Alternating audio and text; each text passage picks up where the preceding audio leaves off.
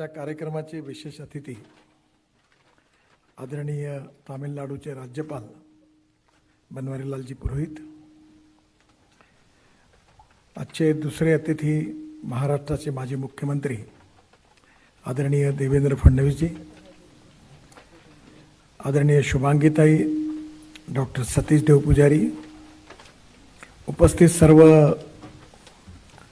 पारिवारिक ज्यांच्याशी संबंध आहे असे सर्व नागपूरकर, ज्येष्ठ बंधू आणि भगिनी, सर्वप्रथम मी पद्मगंधा प्रतिष्ठानाचा विशेष रूपाने आभारी आहे की त्यांनी मला हा पुरस्कार दिला.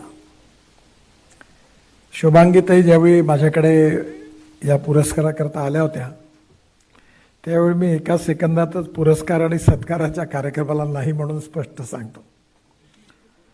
त्यांनी बराच आग्रह केल्यावर मी त्यांना असं सांगितलं की तुम्ही असं करा, कोविडचा काळ आहे, आमच्या घरी खाली हॉल आहे, तुम्ही या, आपण इथेच तुमच्या हातून मी पुरस्कार घेईन. पण नंतर त्यांनी बनवारीलालजींशी बोलणं केल्यावर बनवारीलालजींनी सांगितलं की हॉलमध्ये घ्या. त्यामुळे बनवारीलालजींच्या सांगण्यावर मी काही बोलू शकलो नाही. त्यामुळे कार्यक्रमाच्या रूपाने सत्कार होतो आहे आणि तोही बनवारीलालजींच्या, देवेंद्रजींच्या आणि आपल्या सगळ्यांच्या उपस्थित होतो आहे, याचा मला अतिशय आनंद आहे. मला खूप संधी मिळाली काम करण्याची आणि ते वेगवेगळ्या प्रकारची कामं करण्याची संधी मिळाली. साधारणतः मी जेवढी संकल्प केली होती ती कामं देखील जवळपास आता मार्गी लागली आहे. मी नुकताच हिमालयामध्ये कारगिलच्या खाली एक टनेल बांधण्याचं काम आम्ही हातात घेतलं आहे, कारगिलच्या झोजिला. आणि ही टनेल 4 वेळा टेंडर होऊन काही याचं काम होत नव्हतं आणि शेवटी त्याची किंमत 11,000 कोटी रुपये झाली. आणि ते आल्यावर माझ्या मनाला की ते पटलं नाही. जेव्हा फाईल माझ्याकडे आली तेव्हा मी ती रिजेक्ट केली. आणि रिजेक्ट केल्यावर सगळे अधिकारी म्हणाले की साहेब हे कॅबिनेटकडे पाठवण्याला मंजुरी मिळवली पाहिजे. पण मला वाटलं मला योग्य वाटत नाही. आणि मी धर्माधिकारी नावाचे हिंदुस्तान कन्स्ट्रक्शनचे एक अधिकारी माझ्या परिचयाचे, कारण मुंबई पुणे एक्सप्रेस हायवे त्यांनी पुण्याच्या सगळ्या टनेल बांधल्या, त्यांना माझा ॲडवायझर घेतला आणि वर्षभर याच्यावर आम्ही काम केलं. आणि ओबेरॉय हॉटेलमध्ये दिल्लीच्या असोसिएम नावाची एक संस्था आहे दिल्लीत, त्यांच्या सहकार्याने वर्कशॉप घेतला आणि जगातले कन्सल्टंट आणि भारतातले कन्सल्टंट, कॉन्ट्रॅक्टर असे 250-300 लोक दिवसभर त्यांनी काम केलं. त्याचं सगळं नोटिंग मी पाहिलं, स्वतः उपस्थित राहिलो आणि त्याचे टेक्निकल आणि फायनान्शियल क्वालिफिकेशन्स मी स्वतः तयार केले. जेव्हा मी तयार केले त्यावेळी स्वाभाविकपणे अधिकारी, त्यांना असं वाटतं की हे काम आपलंच आहे आणि मंत्र्यांना काही समजत नाही, त्यामुळे त्यांच्या अस्वस्थता होती. पण माझ्या स्वभावाप्रमाणे मी त्यांना सांगितलं की मंत्री मी आहे, तुम्ही नाही आहे, मी म्हणेन तसंच तुम्हाला केलं पाहिजे. आणि ते टेंडर निघालं, 4 लोक सहभागी झाले आणि ते टेंडर हैदराबादमधल्या मेधा इंजिनिअरिंग कंपनीला मिळालं. और 11,000 करोड़ का काम 5,200 करोड़ में हुआ और 5,000 करोड़ बच गए. मला ब्रह्मपुत्रेवर मी 6 पूल बांधतोय, गंगेवर 6 पूल बांधतोय. सगळ्यात मोठा म्हणजे 1 लाख करोडचा दिल्ली मुंबई एक्सप्रेस हायवे 1300 किलोमीटरचा, आणि हा अर्धा पूर्ण झालेला आहे आणि पुढल्या वर्ष सव्वा वर्षात तो पूर्ण होईल. आणि तो मुंबई पुणा हायवेपेक्षा दुप्पट मोठा आहे, दुप्पटही नाही, त्याच्याहून जास्त मोठा होईल. आणि सिमेंट कॉन्क्रीटचा आहे आणि 13 तासात मुंबईपासून दिल्लीला जाता येईल. परंतु ज्यावेळी गंगेचं काम मिळालं त्याच्यात मला खूप आनंद होता. आणि यावेळी मी जे कुंभमध्ये गेलो तो किशोरजींनी सगळ्या साधू संतांना एकत्रित केलं, शंकराचार्यांना एकत्रित केलं आणि मला सांगितलं की तुला इथे यायचं आहे. आणि मी जेव्हा त्या कार्यक्रमाला गेलो तेव्हा सगळ्यांनी माझं सत्कार केला, स्वागत केलं. कारण यावेळी पहिल्यांदाच गंगा शुद्ध होती, अविरल होती आणि निर्मल होती. त्या सगळ्यांच्या डोळ्यावर एवढा आनंद होता की त्यांनी सगळ्यांनी मला आशीर्वाद दिले, याची मला खूप धन्यता वाटली. मी जेव्हा जलमार्ग बांधायला सुरुवात केली तेव्हा अर्थमंत्री अरुण जेटलींकडे मी एकदा गेलो, त्यांना म्हटलं की याकरता 500 कोटी रुपये द्या. ते म्हणाले, नितिन जी मैं विश्वास रखता हूँ कि आप न होने वाला काम करते हैं, पर ये गंगा का काम और जलमार्ग का काम हो ही नहीं सकता, तो मुझे नहीं लगता कि इसके लिए कोई पैसा देना चाहिए, आप दूसरे कोई काम के लिए मांगिए. तो मी त्यांना म्हटलं, मेरे ऊपर विश्वास तो रखिए है. बोले आपके ऊपर विश्वास है पर यह काम नहीं होगा. त्यांनी चांगल्या भावनेने मला नकार दिला. मोदी जी मला म्हणाले कि देखो आप कह रहे हो गंगा में हवाई जहाज उतरेगा, बोट चलेगी, जहाज चलेगा, और ये नहीं होगा तो बहुत तकलीफ होगी. तो मी त्यांना एवढंच म्हटलं की मोदी जी एक बात याद रखिए कि मैं जो कहूँगा वो 101% होगा, और जो नहीं होगा उसकी जिम्मेदारी मैं लूँगा, आप चिंता मत करिए. पण मला कधीच हे वेळ आली नाही.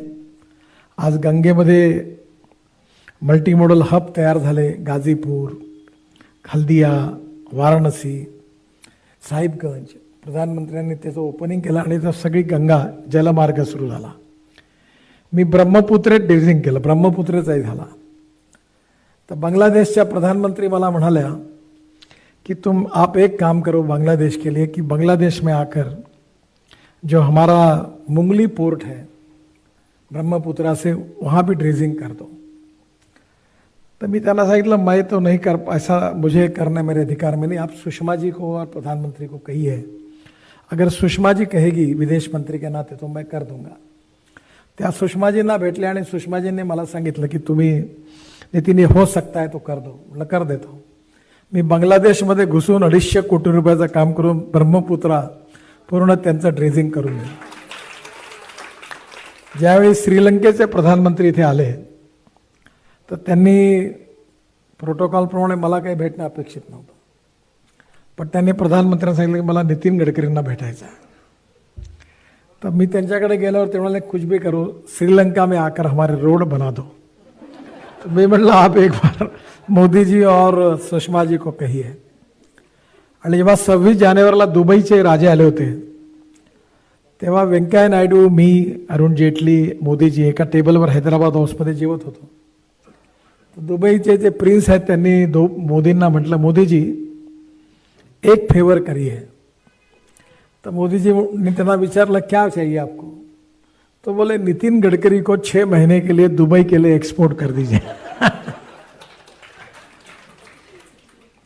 पण मला खूप संधी मिळाली जगातल्या मोठमोठ्या. आमच्याकडे बिल गेट आले होते, त्यावेळी कांचन दिल्लीत होती, आणि म्हणून मी म्हटलं कांचनला की आपण दही मिसळ तयार कर.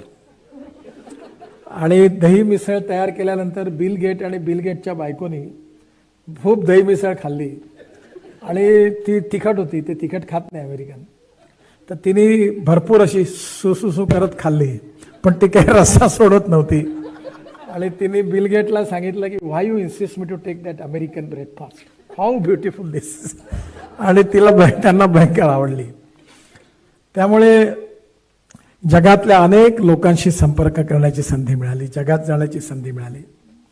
आणि कोविडमुळे तर मला खूपच मोठं, मला एक कल्पना नव्हती की मी यावेळी व्हिडिओ कॉन्फरन्सच्या द्वारे, कारण मी काही फार टेक्नॉलॉजी म्हणजे या IT च्या याच्यात सेवी नाही आहे, आणि मी नेहमी म्हणायचो की हे टीव्हीवर वगैरे काय, आपण प्रत्यक्ष संबंध ठेवले पाहिजे. त्यामुळे मी काही फार याच्यात नव्हतो. मोदीजी आम्हाला सांगायचे हे सगळं, पण दुरून दुरूनच त्याचा संबंध होता. पण यावेळी मी माझ्याकडे या कालावधीमध्ये 280 व्हिडिओ कॉन्फरन्सेस झाल्या आणि 80 कोटी लोकांपर्यंत पोहोचण्याची मला संधी मिळाली. कारण ते दरवेळेला आकडा येतो की किती लोकांनी बघितलं. आणि याच्यात BJPच्या ज्या रॅलीज झाल्या ते एक रॅली 1 कोटी 1.25 कोटी लोकांनी त्या बघितल्या. त्यामुळे यावेळी मला विशेषतः एक कार्यक्रम झाला होता, त्या 40 देशाच्या 50 युनिव्हर्सिटीचे 6000 PhD स्कॉलर एकावेळी होते. आणि कार्यक्रम 1.5 तासाचा झाला आणि व्हिडिओ कॉन्फरन्सने झाला. मी 5 वेळा American chamber of commerce, Australia, New Zealand, Dubai, त्याच्यानंतर अनेक जगातल्या देशात इंटरॅक्शन करण्याची संधी मिळाली. आणि त्यामुळे कुठेतरी हे सगळं जे काम करण्याची संधी मिळाली याचा जेव्हा मी विचार करतो तेव्हा एक गोष्ट नक्की आहे की मी जेवढी काही कामं करतो आणि आज करतोय त्याचं श्रेय मला मिळालं असलं तर याचं खरं श्रेय जे आहे ते नागपूरकरांना आहे, तुम्हाला सगळ्यांना आहे. कारण तुम्ही सगळ्यांनी मला जर निवडून दिलं नसतं आणि संधीच मिळाली नसती तर हे काम करण्याची संधी मला मिळाली नसती. आणि आउट ऑफ बॉक्स विचार करणं माझा स्वभाव आहे. आता मी एक ब्रॉडगेज मेट्रो तयार करायचं ठरवलं आहे आणि ती नागपूर, अमरावती, नरखेड, नागपूर आणि नागपूर, चंद्रपूर, गोंदिया, नागपूर आणि नागपूरपासून रामटेक, नागपूरपासून छिंदवाडा आणि नागपूरपासून बैतूल अशी ती आहे आणि नागपूरपासून वडसा. तर मला देवेंद्रजींनी त्यावेळी आमच्या प्रकल्पाला स्वीकृती दिली, कारण महाराष्ट्र सरकारची त्यात मेट्रोमध्ये शेअर आहे. पण नंतर ते अडकलं, आता त्याला मान्यता मिळाली. जेव्हा ही मिळाली त्यावेळी माझ्या मनात विदर्भाचा विकास झाला पाहिजे आणि विदर्भातल्या लोकांना रोजगार मिळाला पाहिजे ही भावना होती. आणि मी मेट्रोच्या सगळ्या लोकांना बोलावलं, म्हटलं माझ्या डोक्यात कल्पना आहे की जशी इंडिगो आहे, स्पाइस जेट आहे, तसं नागपुरात आता प्रसन्न ट्रॅव्हल, प्रकाश ट्रॅव्हल, तशा ट्रॅव्हलचे मेट्रो तयार झाली पाहिजे. बनवारीलाल जी, हम लोग अभी 30 मेट्रो, एक मेट्रो प्राइवेट व्यक्ति को विदर्भ के देने वाले हैं और उसको ये मेट्रो की स्पीड 140 किलोमीटर प्रति घंटा है. यानी वर्धा से नागपुर 35 मिनट में और अमरावती 1 घंटा 10 मिनट में होगा. आणि त्याची टेक्नॉलॉजी गाडी झाली 6 डब्याची गाडी आहे. 1-2 डब्बे माला करता आहे आणि याची स्पीड 160 किलोमीटर प्रति घंट्याने डिझाईन केली आहे. 140ने चालली तर नागपूर अमरावती 1 तासात होईल आणि प्रत्येक स्टेशनवर थांबेल. आणि ही मेट्रो अजनीला आणि त्याचबरोबर मोठ्या स्टेशनला कनेक्ट असल्यामुळे तिथल्या ब्रॉडगेज मेट्रोशी जोडलं, तिथे उतरलं की वाडीपर्यंत, इकडे कन्हानपर्यंत आणि त्याचबरोबर या मेट्रोने आपण इकडनं एअर खापरीपर्यंत जाता येईल. त्यामुळे सगळं चेंज होईल.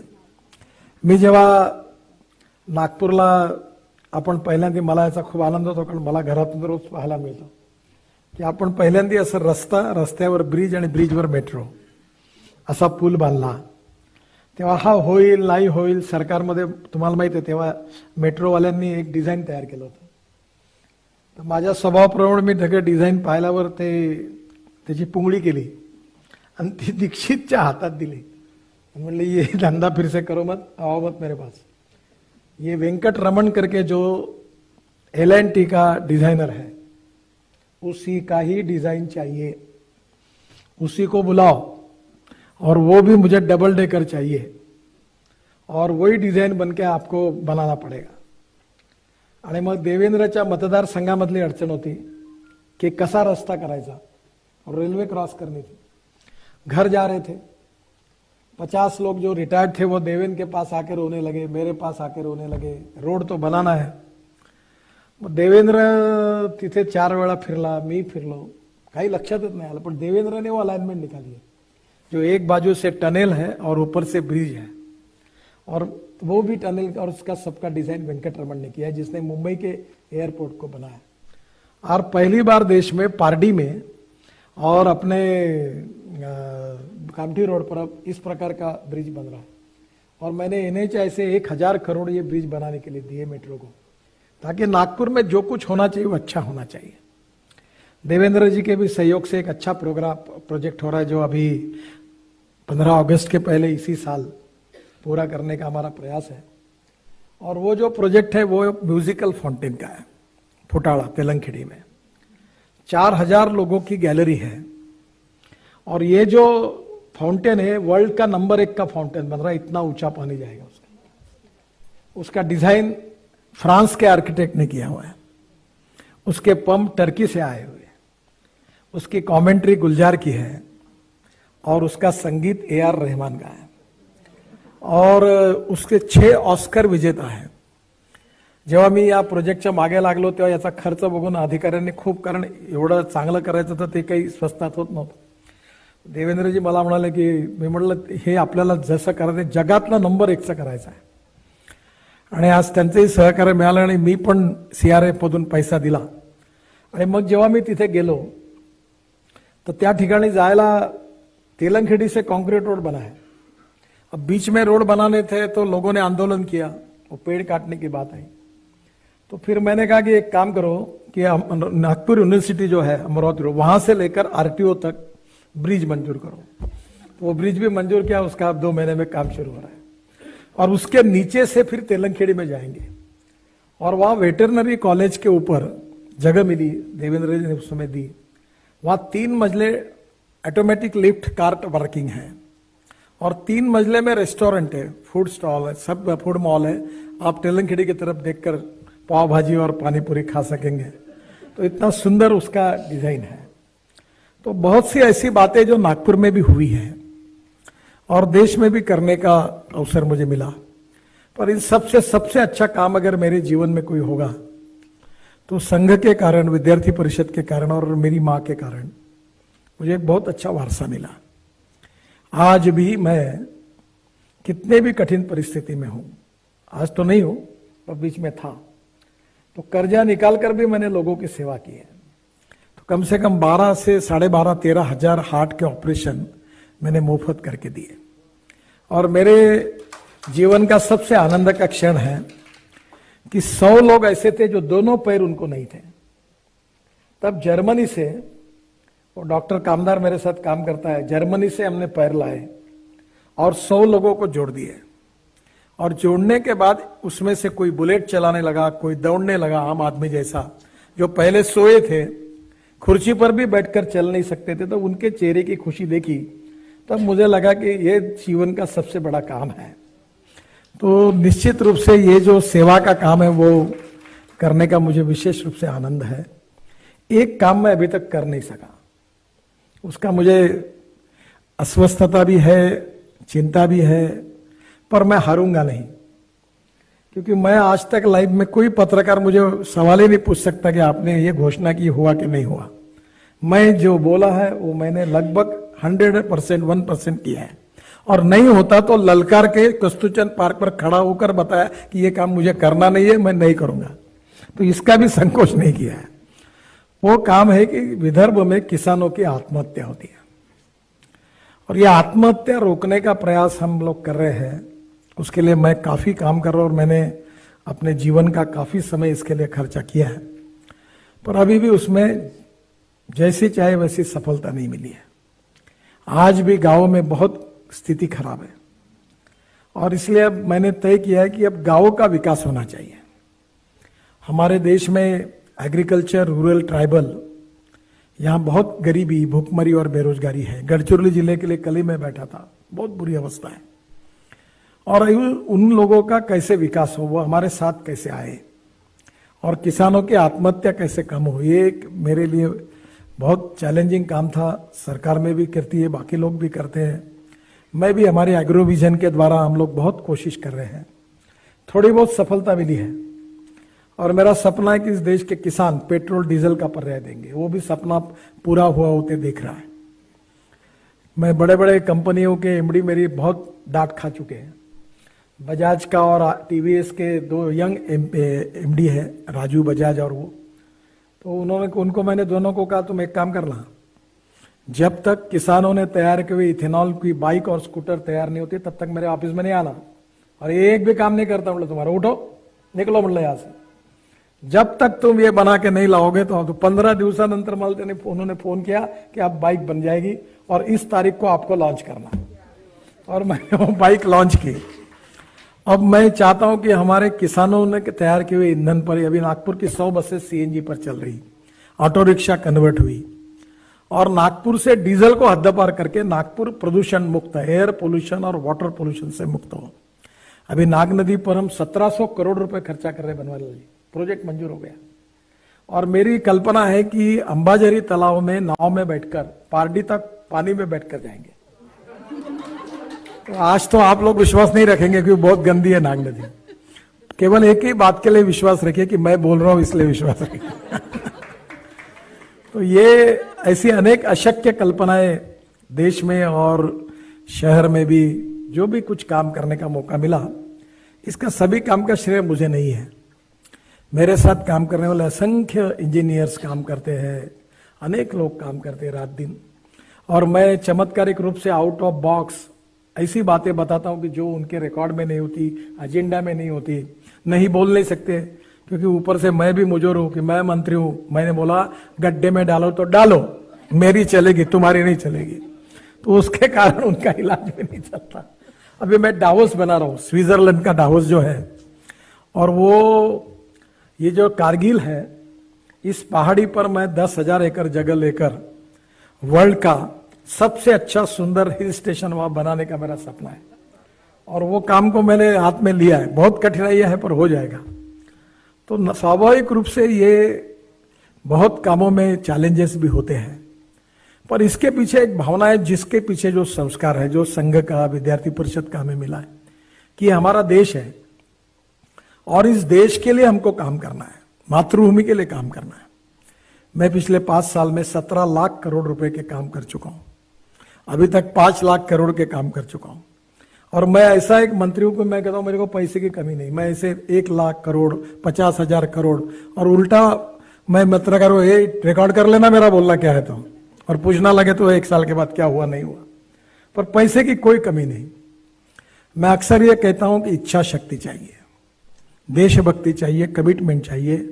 हम इस देश को बहुत आगे ले जा सकते हैं, और जो मोदी जी का सपना है आत्मनिर्भर भारत का, वो पूरा हो सकता है। और इसके लिए जो संस्कार हैं वो सबसे महत्वपूर्ण है। और आज ये राष्ट्रीय सेविका समिति का कार्यालय, मौशी जी का प्रतिमा यहाँ है, और संघ, विद्यार्थी परिषद, ये सब संस्कार यज्ञ जो है, ये व्यक्ति को निर्माण करने वाला है। आज जो पुरस्कार नलिनी ताई के नाम से मुझे मिल रहा है, मेरा इस परिवार से व्यक्तिगत परिचय था। डॉक्टर देव पुजारी संसर के, वो हमारे संघ चालक भी थे, बीजेपी का भी काम करते थे, बहुत तपस्वी समर्पित कार्यकर्ता थे। और मैं अनेक बार मध्य प्रदेश के भी बीजेपी के काम के लिए संसर जाता था, उनके घर अनेक बार रुका हूं, और पूरा समर्पित जीवन करके गुरु जी के प्रति उनकी बहुत श्रद्धा थी।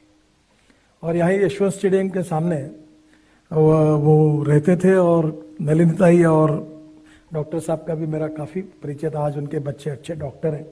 बॉम्बे हॉस्पिटल में जो न्यूरो सर्जन है, उसका तो दुनिया में नाम है, इनका भी बहुत अच्छा काम है।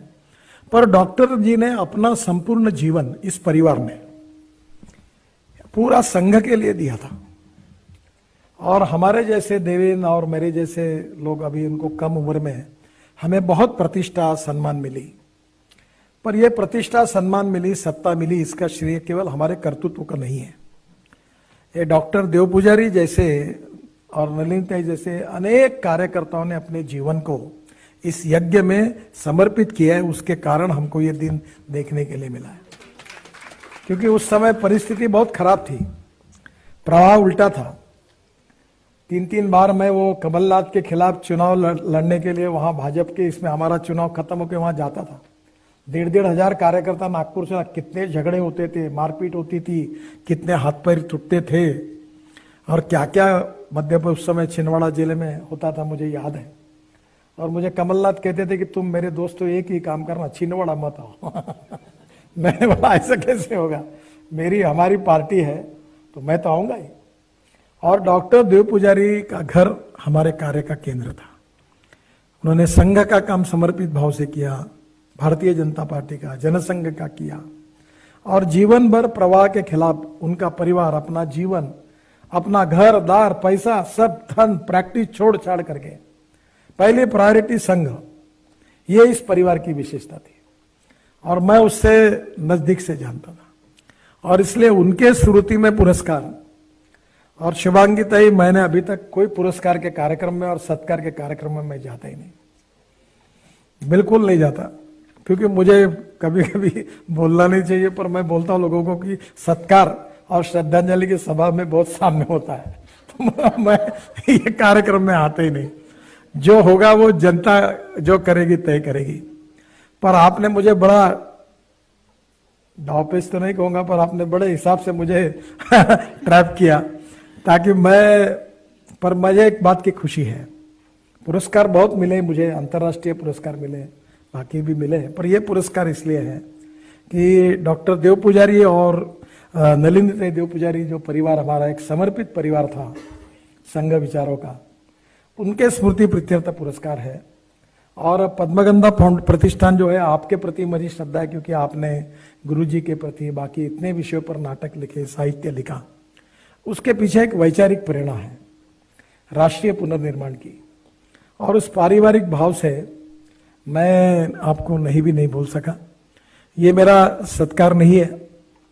बनवारीलाल जी मेरे से बहुत सीनियर है और बहुत से सीनियर लोग हैं। हमारे खांडवी जी बैठे हैं, इसी बाजू में जनार्दन स्वामी जी का हमारा जो उनकी समाधि है, और जनार्दन स्वामी जी का मेरे घर पर बहुत आशीर्वाद रहा है। वो सबसे पहली बार जब नागपुर आए तो हमारे घर पर आए थे। मेरी आई माँ उनकी शिष्य थी, और स्वामी जी ने मुझे बचपन में अनेक बार सिखाया, डटाया। योगासन करने के लिए मैं सुनता नहीं था तो मुझे जबरदस्ती सिखाते थे। और माँ का भी बहुत समर्पण था स्वामी जी के प्रति, और इसलिए अक्सर मैं हर बार जब भी माँ का जिस दिन श्राद्ध होता है उस दिन दर्शन के लिए आता हूँ। और पिताजी के गुरु थे माधवनाथ महाराज, तो इतवारी में खटी गली वो इसमें उनका था स्मारक, वहाँ भी जाता हूँ। और मुझे दोनों जगह जाकर उस दिन माँ की विशेष रूप से यहाँ याद होती है कि उसने बहुत प्रतिकूल स्थिति में जो संस्कार दिए, उसने जिस प्रकार के संस्कार दिए, उसी के कारण आज मैं जो कुछ हूँ उसके कारण हूँ। और संघ और विद्यार्थी परिषद में, क्योंकि मैं कहता हूँ कि ना मैं जीनियस विद्यार्थी हूँ, ना मेरे स्टूडेंट हूँ, ना इंजीनियर हूँ।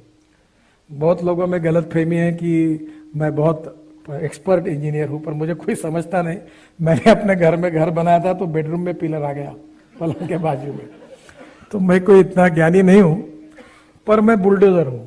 काम करने में ताकत रख के करते रहा हूँ, और कोई मेरा मेरिट का बैकग्राउंड भी नहीं है। मैं मजाक में कहता था कि सिनेमा सामने से और नाटक पीछे से देखने वालों में से हम थे तो थर्ड क्लास में ही सिनेमा देखते देखते हमारे महल में रहने वाले लोग थे हम लोग। तो 85 पैसे में सिनेमा होता था। एक बार मैं एक सिनेमा के लिए मेरे मित्रों के साथ गया था, तो पहले दिन था, तो हमारी शर्यत लगी। तो श्याम टॉकीज जो टॉकीज है वहां, तो यहां से उस दरवाजे तक हम जमीन पर पैर न रखते हुए लोगों के ऊपर चढ़ते चढ़ते अंदर गए थे। तो वो सामान्य व्यक्ति करके जीवन में बुधवार बाजार में मैं कहता हूँ कि जब तक सब्जी बेचने वालों का आवाज नहीं आता हमको नींद ही नहीं लगती। अभी हम लोग दूसरी जगह पर हैं, तो जब अभी महल में जाएंगे जल्दी उसकी राह देख रहे हैं। तो पूरा महल का भी अपना एक कैरेक्टर है, और इसलिए स्वाभाविक रूप से बहुत बचपन से ही सब लोगों का प्रेम मिला, संस्कार मिले, आशीर्वाद मिले, आप जैसे लोगों के आशीर्वाद मिले, और जिसके कारण ही बहुत कुछ काम करने की अवसर भी मिला, संधि भी मिली है। मैं आपके नागपुर के जनता के प्रति ये ऋण भी व्यक्त करता हूँ, और आप सबका आशीर्वाद और देश के लिए अच्छा काम करने की शक्ति और प्रेरणा देगा, इस विश्वास के साथ पद्मगंधा प्रतिष्ठान को, डॉक्टर शुभांगिताई बड़े उनको भी, और उनके सभी कार्यकारिणी को भी मैं उनके प्रति आभार व्यक्त करता हूँ। बहुत बहुत धन्यवाद। नमस्कार।